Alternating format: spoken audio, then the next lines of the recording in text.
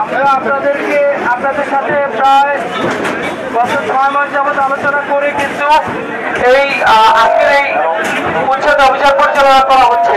তবে আমরা উচ্ছেদ অভিযান শুরু করার পরে দেখেছি কিছু দোকানে মালামাল রয়েছে। আপনারা অনুরোধ করেছেন, আমরা 12:30 পর্যন্ত আমাদের অভিযান স্থগিত রাখলাম।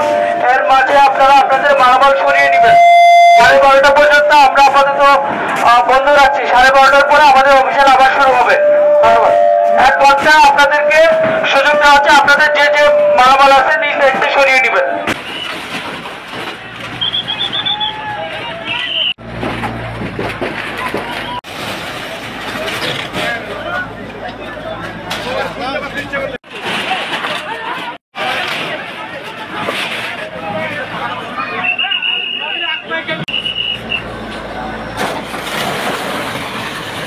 মাত্র 30% টাকায় জমির মালিক হয়ে নতুন বাংলাদেশের গড়ে তোলার স্বপ্ন দেখা বাংলা বসতি।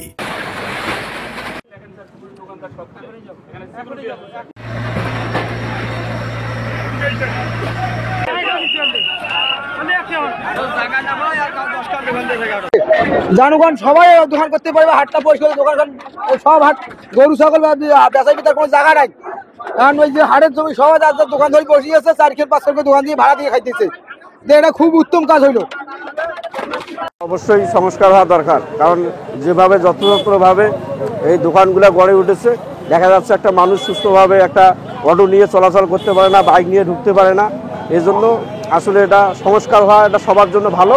কিছু কতিপয় অসাধু ব্যক্তি যারা হচ্ছে 5টা-7টা করে রুম দখল করে হচ্ছে তারা নিজেদের মতো করে গোডাউন হিসেবে ব্যবহার করছিল। আমরা বিগত 6 মাস যাবৎ কয়েক দফা চেষ্টা করেছি, তাদের সাথে কথা বলেছি, স্টেক হোল্ডারদের সাথে কথা বলেছি, কথা বলে তাদেরকে সময় দেওয়া হচ্ছে। তারা নিজেরাই সময় নিয়েছে, বারবার তারা কালক্ষেপণ করেছে। গত সপ্তাহেও কিন্তু আমরা এসএলএন সহকারে আবার বলে দেওয়া হয়েছে, গত 3 দিন আগে মাইকিং করা হচ্ছে, গতকালও মাইকিং করা হচ্ছে। তার প্রেক্ষিতে কিন্তু আজকের এই অভিযান।